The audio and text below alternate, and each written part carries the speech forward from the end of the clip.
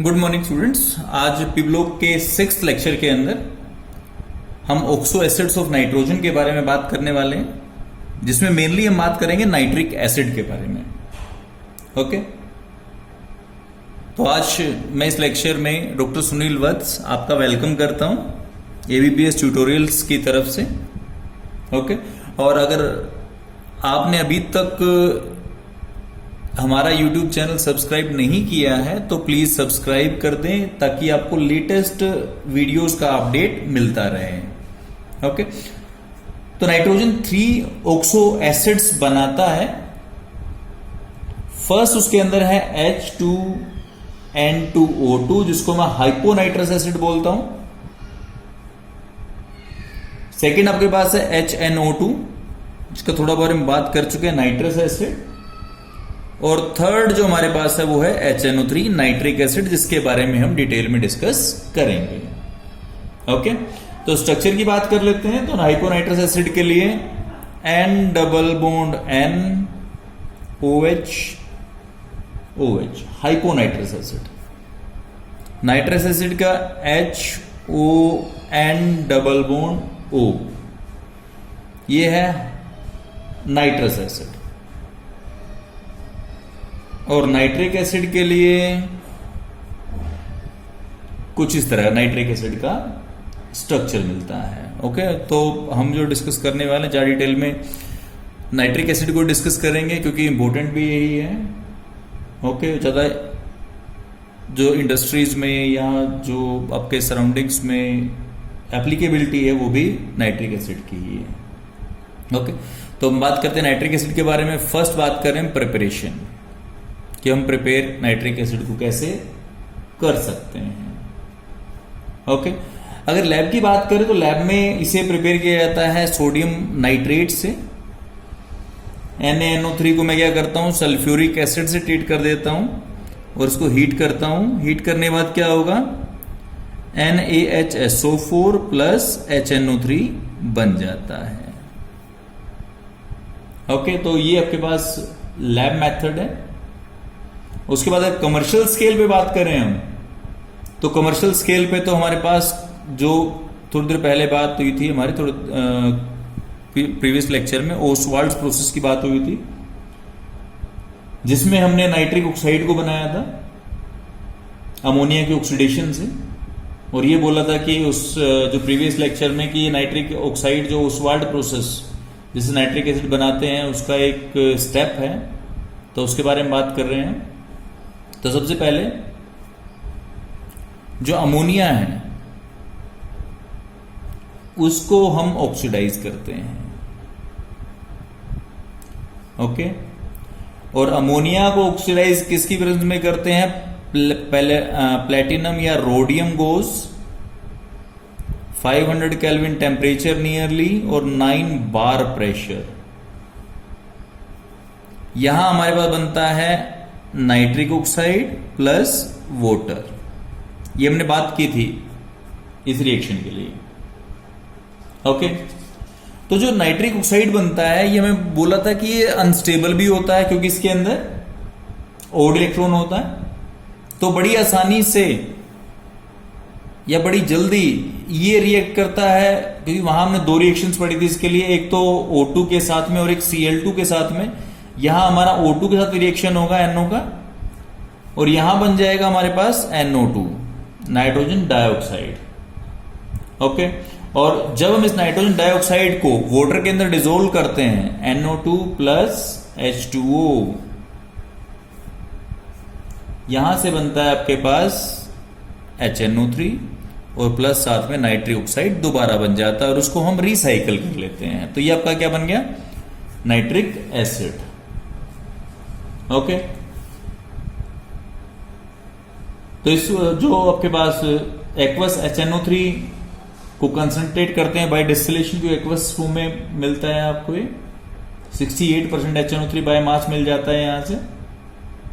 Okay, और अगर इसी जो HNO3 है, जो एक्वस HNO3 68% बाय मास था, अगर इसको हम डिहाइड्रेट करें किससे, H2SO4 से, तो हमें 98% तक कंसंट्रेशन मिल जाती है। ओके, स्ट्रक्चर के बारे में पहले हम बात कर ही चुके हैं कि ये स्ट्रक्चर होता है इसका, ओके। और ये जो आपके डबल बॉन्ड है ये इधर या इधर होता रहता है रेजोनेंस से, ओके। उसके बाद बात करते हैं प्रॉपर्टीज के लिए। पहले बात करेंगे फिजिकल प्रॉपर्टीज के लिए और फिर करेंगे केमिकल प्रॉपर्टीज के लिए बात।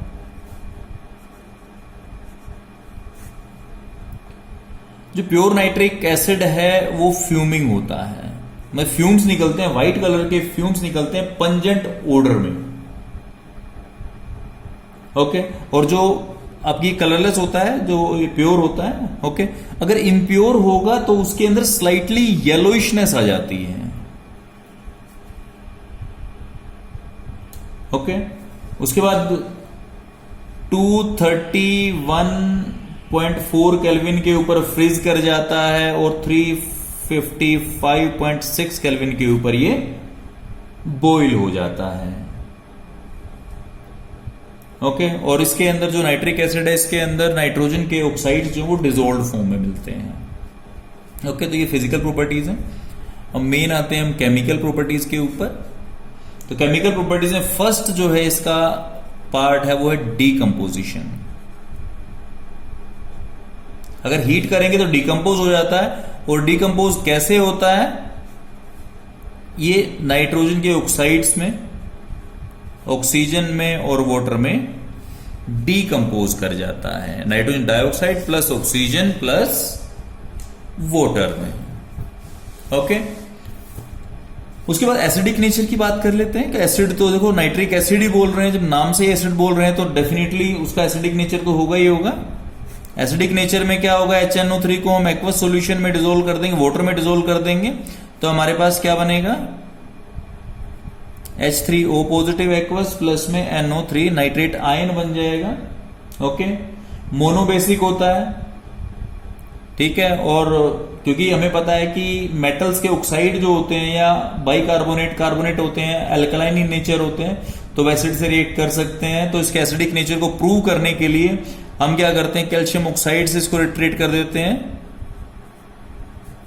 तो यहां से आपके पास CaNO3 का होल ट्वाइस प्लस वाटर, यानी क्या है कि आपके पास साल्ट प्लस वाटर बना लेता है। अगर सोडियम बाइकार्बोनेट ट्रीट करें हम तो साथ में एक CO2 और निकलना चाहिए, salt plus water plus CO2, salt बन जाएगा हमारे पास NaNO3 प्लस वाटर प्लस साथ में CO2 गैस निकल जाती है, ओके। इसके बाद की काफी इंपॉर्टेंट प्रॉपर्टी आती है, वो आती है ऑक्सीडाइजिंग एजेंट।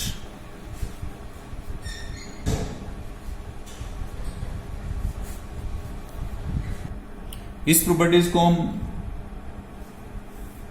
2 कैटेगरीज में पढ़ने वाले हैं। फर्स्ट जो है ऑक्सीडाइजिंग एजेंट किसके लिए एक्ट करेंगे, क्योंकि तो देखो अगर पहले तो इसका बेसिक प्रिंसिपल की बात करते हैं कि स्ट्रॉन्ग ऑक्सीडाइजिंग एजेंट है ये, और बड़ी आसानी से नेसेंट हाइड्रोजन रिलीज करता है। अगर कंसंट्रेटेड है तो भी तो नेसेंट हाइड्रोजन रिलीज करता है इस फॉर्म में,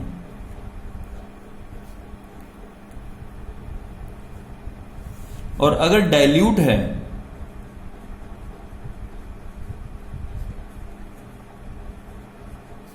तो नेसेंट हाइड्रोजन रिलीज करता है H2O प्लस NO प्लस और नेसेंट ऑक्सीजन। इन बेसिक रिएक्शंस को हमने याद रखना है, ओके। अब हम बात करते हैं किस तरह से ये ऑक्सीडाइज करते हैं डिफरेंट नॉन मेटल्स को, ओके। फिर उसके बाद हम पढ़ेंगे किस तरह से ऑक्सीडाइज करते हैं ये डिफरेंट कंपाउंड्स को, ओके। तो फर्स्ट मैं बात कर रहा हूं किसके लिए, नॉन मेटल्स के लिए। और नॉन मेटल्स के अंदर मैं बात कर रहा हूं फर्स्ट कार्बन के लिए,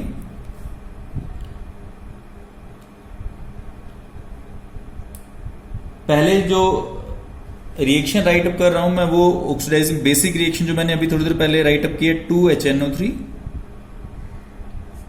gives me H2O plus 2NO2 plus nascent oxygen. Okay, तो कार्बन की अगर ऑक्सीडेशन करता हूं मैं तो C plus nascent oxygen, this is giving me CO2। Okay, और इसकी बैलेंस करेंगे 2 नेसेंट ऑक्सीजन चाहिए मेरे को। ठीक है, अब इसी को ऐड करने के लिए इसके अंदर 2 नेसेंट ऑक्सीजन यहां है तो यहां मेरे को 1 है, मेरे को 2 चाहिए। तो पूरी इक्वेशन को, कंप्लीट इक्वेशन को मैं कितने से मल्टीप्लाई करता हूं? 2 से। और 2 से मल्टीप्लाई करने के बाद मेरे पास इक्वेशन क्या जाती है? 4HNO3 gives me 2H2O plus 4NO2 plus 2 nascent oxygen. Okay, 2 nascent oxygen cancel हो जाते हैं। ऐड कर देता हूं C plus 4HNO3, this is giving me CO2 plus 2H2O plus 4NO2।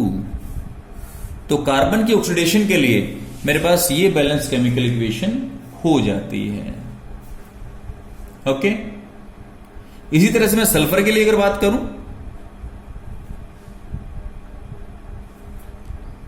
तो सबसे पहले बेसिक इक्वेशन जो पहले वाली थी वो डिपेंड करता है कि आप डाइल्यूट यूज कर रहे हो, कंसंट्रेट यूज कर रहे हो। 2HNO3 H2O plus 2NO2 plus nascent oxygen, ये बात कर रहा हूं मैं। सल्फर, जो सल्फर का ऑक्सीडेशन करना मैंने किसमें? S8 की फॉर्म एग्जिस्ट करता है। अगर ऑक्सीडेशन करना है मैंने SO2 की फॉर्म में तो अलग इक्वेशन रहेगी, SO3 में अलग इक्वेशन रहेगी। वो कितने इक्विवेलेंट चाहिए वो उसी पर डिपेंड करेगा। ओके, इस तरह मैं इसको ऑक्सीडाइज कर रहा हूं इन दी फॉर्म H2SO4। और H2SO4 में क्या होगा? पहले SO2 बनाना पड़ेगा मेरे को इसका, तो acid plus nascent oxygen plus H2O। यहां से क्या मिलता है मेरे को? H2SO4। बैलेंस कर दूंगा इस इक्वेशन को। H2 है मेरे पास, कोई प्रॉब्लम नहीं है मेरे को। सल्फर 8 है तो 8 चाहिए मेरे को, तो 8 H2SO4 हो जाएगा।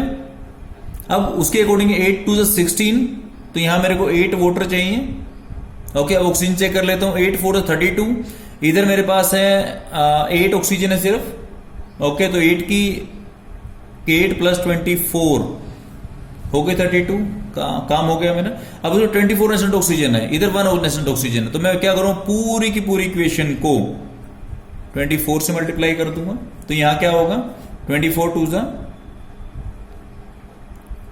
48 HNO3 gives me 24 H2O plus 48 NO2 plus 24 nascent oxygen.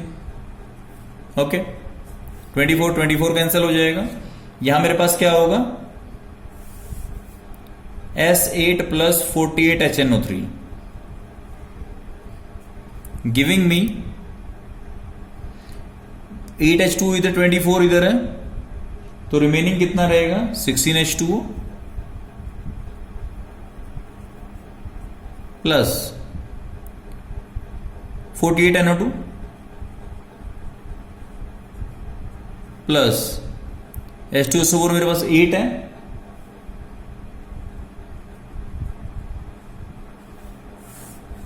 तो ये मेरे पास किसके लिए हो जाएगी? सल्फर की ऑक्सीडेशन के लिए।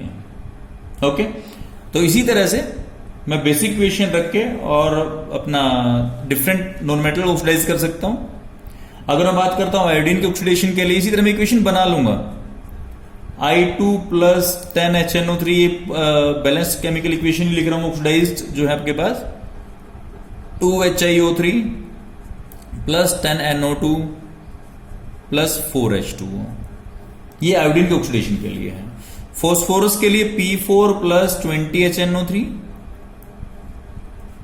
This is giving me 4H3PO4 plus 20 NO2 plus 4H2O।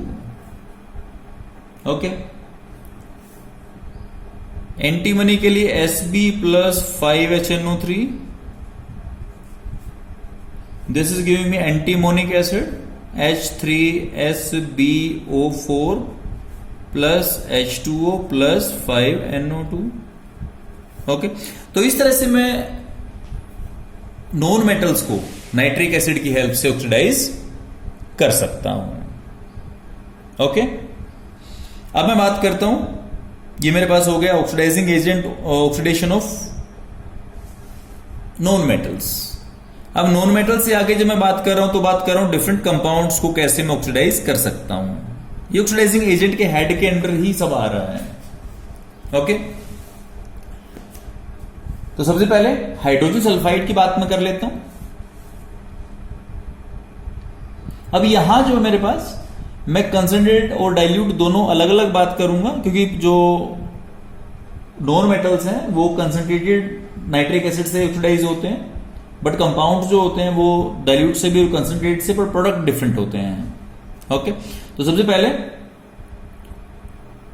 मैं बात करूंगा कंसंट्रेट के लिए, और कंसंट्रेट में भी सबसे पहले मैं H2S का ऑक्सीडेशन की बात करूंगा, और H2S में कंसंट्रेटेड, कंसंट्रेट में क्या हो इक्वेशन, वही basic equation 2HNO3 plus gives क्या बेसिक इक्वेशन है, H2O plus 2NO2 plus nascent oxygen. ये मेरा बेसिक इक्वेशन है कंसंट्रेट के लिए। ओके, और मैं क्या कर रहा हूं, H2S को ऑक्सीडाइज कर रहा हूं किसमें, सल्फर में। ये इक्वेशन होगी मेरे पास। ओके, ये इक्वेशन मेरा बैलेंस्ड है तो कोई दिक्कत नहीं है, मैं इसको ऐड अप कर दूंगा, ऐड करूंगा तो ये ऑक्सीजन कैंसिल हो जाएगा और मेरे को मिलेगा H2S plus 2HNO3। This is giving me H2O 2H2O plus 2NO2 plus 1 sulphur atom. Okay, तो ये मेरे पास कंसंट्रेटेड HNO3 से मैंने H2S को सल्फर में ऑक्सीडाइज कर दिया है। इसके पीपीटीज मिलेंगे मेरे को। ओके, अब मैं बात करता हूं डाइल्यूट से। अगर डाइल्यूट से बात करें तो डाइल्यूट की इक्वेशन अलग होगी, जो हम पहले बात कर चुके हैं। 2HNO3 gives me H2O plus 2NO plus 3 nascent oxygen. ये इक्वेशन मैं कर चुका हूं, पहले कर चुका हूं। ओके, और ये आपके पास यहां है, दीज आर द इक्वेशंस। ये कंसंट्रेट के लिए और ये डाइल्यूट के लिए। डाइल्यूट के लिए मैंने ये वाली इक्वेशन यूज की है। 4HNO3 gives me H2O plus 2NO plus 3 nascent oxygen. ये मेरे को गिवन है। ओके, तो मैंने ये एज इट इज यहां उसको कॉपी कर लिया है। ये होगा कॉपी मेरे पास। ओके, अब मैं क्या कर रहा हूं, मैं सेम उसी प्रोसीजर से ऑक्सीडाइज कर रहा हूं H2S plus nascent oxygen. This is giving me H2O plus sulphur. Okay, अब देखिए यहां 3 नेसेंट ऑक्सीजन है, यहां 1 नेसेंट ऑक्सीजन, तो मैं क्या करूंगा, इसको 3 से मल्टीप्लाई कर दूंगा पूरी इक्वेशन को। अगर 3 से मल्टीप्लाई करता हूं मैं पूरी इक्वेशन को तो मेरे को ये मिलने वाला है। ओके, और ये मिलने वाला 3 नेसेंट ऑक्सीजन कैंसिल होगी। एडअप कर देता हूं 2HNO3 plus 3H2S। This is giving 3 plus 1 4H2O plus 2NO और प्लस में 3 सल्फर। तो इस तरह से मैं कंसंट्रेटेड और डाइल्यूट नाइट्रिक एसिड से हाइड्रोजन सल्फाइड को ऑक्सीडाइज कर सकता हूं। ओके, तो ये था H2S के लिए। अब मैं एक जो आपके पास और एग्जांपल्स हैं उनकी फाइनल इक्वेशन को ही यूज कर लेता हूं मैं। ओके, सबसे पहले मैं क्या करूंगा, इसके बाद H2S के बाद सल्फर डाइऑक्साइड को ऑक्सीडाइज करूंगा H2SO4 में। ओके, उसके लिए कंसंट्रेटेड डाइल्यूट की अलग अलग इक्वेशन होंगी मेरे पास। कंसंट्रेटेड के लिए फुल इक्वेशन क्या होगी मेरे पास, SO2 plus 2HNO3। This is giving me H2SO4 plus 2NO2। और डाइल्यूट के लिए अगर बात करता हूं मैं 3SO2 plus 2HNO3 plus 2H2O. This is giving me 3H2SO4 plus 2NO. Okay, ये आपके पास सल्फर डाइऑक्साइड को कन्वर्ट हो गया H2SO4 के अंदर। अब मैं बात करता हूं फेरस सल्फेट को फेरिक सल्फेट में, Fe2SO4 का होल थ्राइस। कंसंट्रेट के साथ में, नाइट्रिक एसिड के साथ में 2FeSO4 plus 2HNO3 plus H2SO4. This is giving me Fe2SO4 का होल थ्राइस प्लस 2NO2 और प्लस साथ में हो जाएगा मेरे पास 2H2O। ये इक्वेशन हो जाती है। अगर मैं डाइल्यूट की बात करता हूं, सेम प्रोसीजर वही रहेगा, प्रोसीजर में डिफरेंस नहीं है, ध्यान रखना। बेसिक इक्वेशन यूज करके और फिर आप जो है आगे उसको प्रोसीड आउट करेंगे, जो जैसे हमने ये डिस्कस किया कंपाउंड्स के बारे में, ये वाला डिस्कस किया, सेम इसी तरह प्रोसीड करेंगे आप।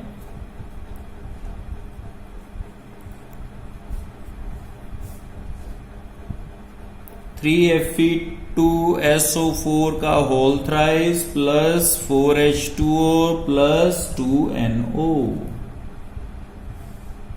ओके, और जो ये नाइट्रिक ऑक्साइड जो निकल रहा है हमारे पास, ये कंबाइन करता है जो सॉल्यूशन में फेरस सल्फेट पड़ा है और एक डार्क ब्राउन एडिशन कंपाउंड बनाता है।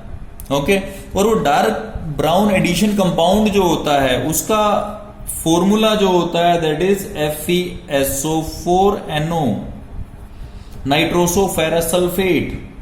ठीक है, और इसी रिएक्शन को हम रिंग टेस्ट के लिए यूज करते हैं। ओके, नाइट्रेट के रिंग टेस्ट के लिए। तो ये आपके पास है oxidation of different compounds by concentrated and dilute nitric acid. Next fourth हमारे पास एक्शन ऑन मेटल्स। अब नाइट्रिक एसिड गोल्ड और प्लेटिनम जो नोबल मेटल्स होते हैं उसको छोड़ के और मेटल के डिफरेंट प्रोडक्ट्स बनाता है। ओके, उनको हम 3 कैटेगरीज में डिवाइड करते हैं। फर्स्ट जो कैटेगरी है वो हमारे पास है मोर electropositive than hydrogen, means sodium हो गया, पोटाशियम हो गया, कैल्शियम हो गया, मैग्नीशियम हो गया, एल्यूमिनियम हो गया, ऐसे मेटल्स जो हाइड्रोजन से ज्यादा इलेक्ट्रो पॉजिटिव है। ओके, तो उसमें क्या होगा, नेसेंट हाइड्रोजन रिलीज होती है जो नाइट्रिक एसिड को रिड्यूस कर देती है। तो उससे compound NO2, NO, NH3, ammonium nitrate, N2O जैसे प्रोडक्ट हमारे पास बनते हैं। ओके, वो डिपेंड करता है कि हाइड्रोजन किस क्वांटिटी में रिलीज हो रही है। अगर बेसिक की बात करें हम तो आपके पास मेटल ये हो गया, इसको HNO3 ट्रीट करते हुआ तो ये क्या करेगा, ये मेटल नाइट्रेट बना लेगा, वो प्लस साथ में नेसेंट हाइड्रोजन रिलीज होगी। अब ये हाइड्रोजन जो है ये रिलीज करेगी नाइट्रिक एसिड को और यहां से बनेगा आपका रिडक्शन प्रोडक्ट प्लस साथ में वाटर। तो ये बेसिक प्रिंसिपल है हमारे पास। ओके, अब डिपेंड करता है कितनी नेसेंट हाइड्रोजन या कितनी क्वांटिटी में नेसेंट हाइड्रोजन निकल रही है, उसके अकॉर्डिंगली अगर एक सीरीज बनाए हम तो ये नाइट्रिक एसिड आपके पास, अगर उसमें सिंगल नेसेंट हाइड्रोजन ऐड होती है तो 1 वाटर मॉलिक्यूल ऐड होकर उसका NO2 बन जाता है। अगर इसी के अंदर आप +2 नेसेंट हाइड्रोजन ऐड कर दें फिर 1 वाटर और निकल जाता है तो बनता है आपके पास नाइट्रिक ऑक्साइड। इसी के अंदर अगर +5H कर देते हैं और 1 वाटर मॉलिक्यूल निकल जाता है तो बनता है आपके पास क्या, NH3। और NH3 को अगर आप नाइट्रिक एसिड ट्रीट करते हैं तो आगे बन जाता है NH4NO3। अब कौन सा प्रोडक्ट बनेगा वो डिपेंड करता है किसके ऊपर। इसको हीट कर दोगे तो 2 वाटर मॉलिक्यूल निकल जाएंगे इसमें से और बन जाएगा आपके पास N2O। ओके, तो अब ये जो रिडक्शन है HNO3 की वो किस लेवल तक होगी वो डिपेंड किसके ऊपर करता है कि आपके पास नेचर ऑफ मेटल क्या है। ठीक है, कि नेचर ऑफ मेटल इस पे डिपेंड करेगा। यही डिपेंड करता है आपके पास कंसंट्रेशन ऑफ एसिड के ऊपर। यही डिपेंड करेगा आपका टेम्परेचर के ऊपर। ओके, तो बहुत सारी कंडीशंस हैं जिसके ऊपर ये किस एक्सटेंट तक होना चाहिए वो डिपेंड करेगी। ओके, तो अब हम स्टार्ट करते हैं किससे, वेरी डाइल्यूट एसिड से। ओके, वेरी डाइल्यूट एसिड पे डाइल्यूट एसिड पे जाएंगे। डाइल्यूट में भी 2 कैटेगरीज होंगी, with cold and hot. Okay, और फिर फाइनली पहुंचेंगे हम कहां तक, कंसंट्रेटेड नाइट्रिक एसिड तक। ओके, तो अलग अलग स्ट्रेंथ के ऊपर डिपेंड, क्योंकि देखो कंसंट्रेशन ऑफ एसिड बहुत रोल प्ले कर रहा है। तो डाइल्यूट और एसिड बात कर रहे हैं, टेम्परेचर रोल प्ले कर रहा है, कोल्ड और हॉट की बात कर रहे हैं। ओके, और कितना ज्यादा हाइड्रोजन रिलीज करवा पाता है नाइट्रिक एसिड से मेटल, उसकी बात कर रहे हैं। ओके, तो डिफरेंट कैटेगरीज है हमारे पास। तो फर्स्ट जो मैं जा रहा हूं इसी के अंदर, वो very dilute nitric acid. Means ये होगा 1 to 2% नाइट्रिक एसिड। तो है मैग्नीशियम प्लस HNO3, यहां से मिलेगा मेरे को मैग्नीशियम नाइट्रेट प्लस हाइड्रोजन मिल जाता है मेरे को यहां पे। इसी तरह मैग्नीज से भी रिएक्शन करवा सकता हूं ये। ओके, उसके बाद मैं करता हूं बी में कोल्ड डाइल्यूट। यहां वेरी डाइल्यूट था, यहां डाइल्यूट पे आ गया है। ओके, मीन्स 1 to 2% से परसेंटेज बढ़ चुकी है।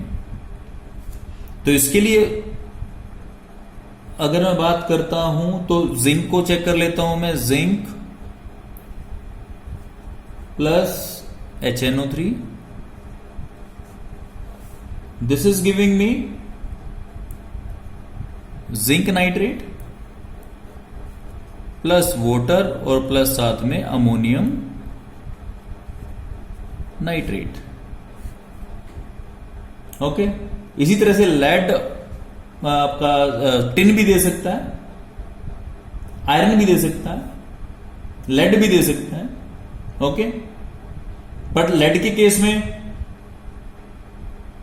आपको जो अमोनियम नाइट्रेट है इसकी जगह मिलेगा, लेड के केस में मिलेगा आपको नाइट्रिक ऑक्साइड। ओके, उसके बाद करते हैं हम हॉट डाइल्यूट के लिए। तो रिएक्टिविटी थोड़ी सी बढ़ जानी चाहिए। ओके, तो आपको यहां जो मिलने वाला है, अगर जिंक को ही यहां मैं ट्रीट किया, अमोनियम नाइट्रेट मिला था मेरे को, और अगर मान लो मैं बात करता हूं हॉट क्या ट्रीट करता हूं जिंक को,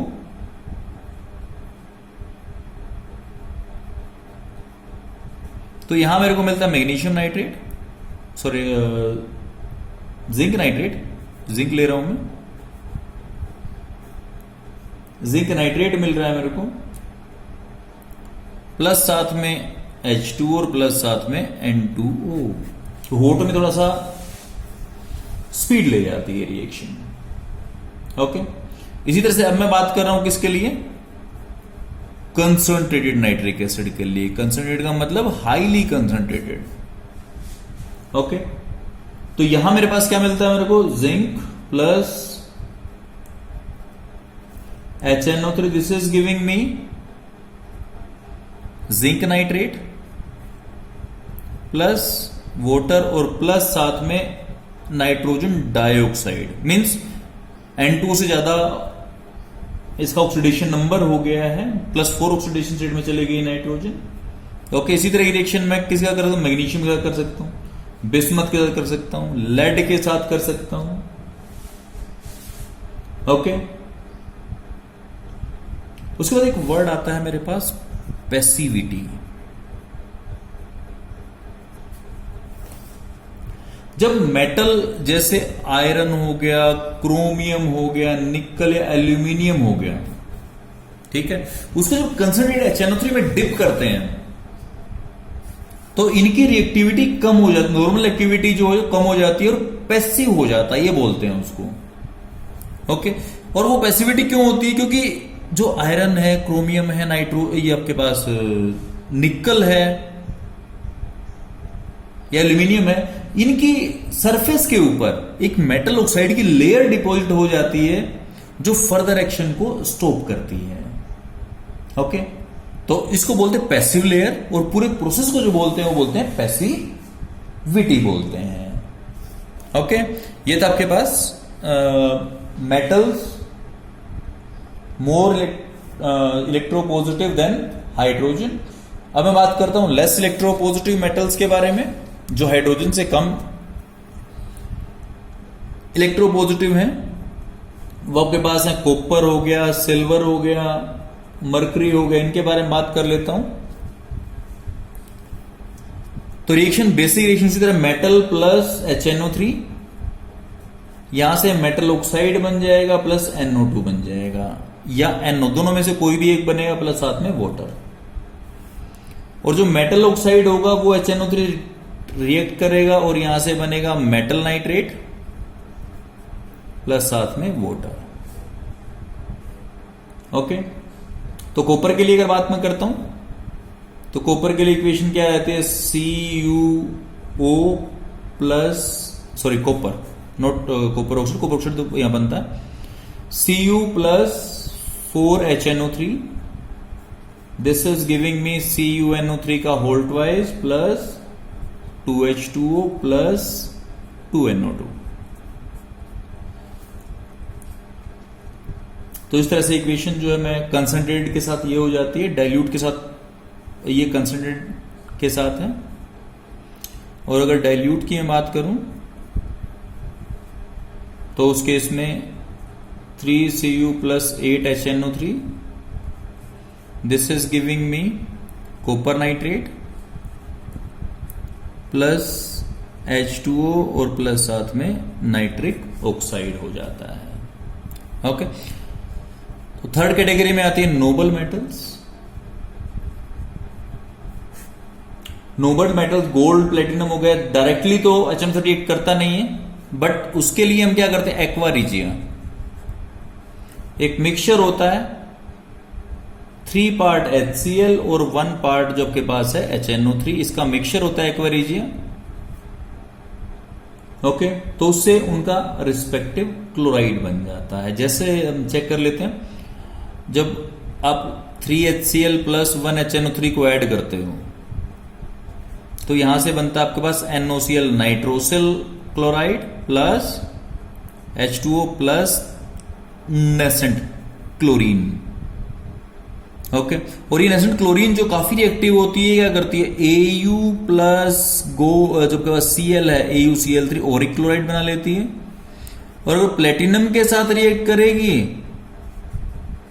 तो प्लेटिनिक क्लोराइड PtCl4 ये बना लेती है। ओके, और इसके बाद ये जो AuCl3 है ये HCl से रिएक्ट करेगा,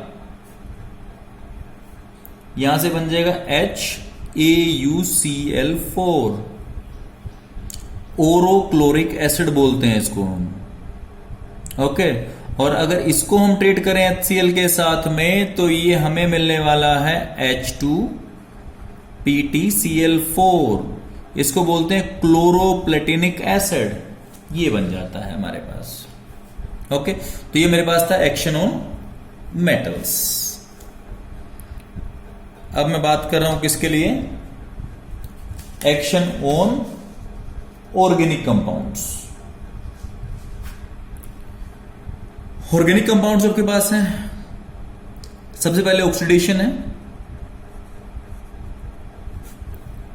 ऑक्सीडेशन C12H22O11, सुक्रोस मेरे पास है, उसको अगर HNO3 ट्रीट करता हूं मैं तो मेरे पास बनता है ऑक्सैलिक एसिड प्लस NO2 और प्लस साथ में वाटर। ओके, तो कंसिडर HNO3 से मैं इसको ऑक्सीडाइज कर सकता हूं। इसी तरह से एक प्रोसेस नाइट्रेशन पढ़ा है हमने। नाइट्रेशन में आपको पता है +1 में भी रिएक्शन पड़ी है ये। नाइट्रेटिंग मिक्सचर होता है HNO3 + H2SO4। इसे क्या है, बेंजीन के ऊपर एक NO2 लग जाता है।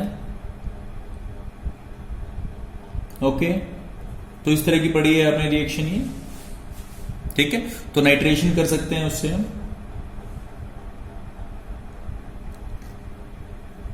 नाइट्रेशन वो आगे ऑर्गेनिक में पढ़ेंगे हम। TNT बनता है, ट्राई नाइट्रो टोलुइन बनता है, एक एक्सप्लोजिव होता है, ये हम आगे पढ़ेंगे हम उसमें नाइट्रेशन करेंगे हम। और कुछ पहले पढ़ भी चुके हैं TNT को। तो TNT क्योंकि आपके पास अपने एल्काइल बेंजीन टोलुइन का नाइट्रेशन किया था, उसमें पढ़ चुके हैं हम। ओके, इसके बाद करते हैं हम रिंग टेस्ट। एक ब्राउन कॉम्प्लेक्स बनता है इससे।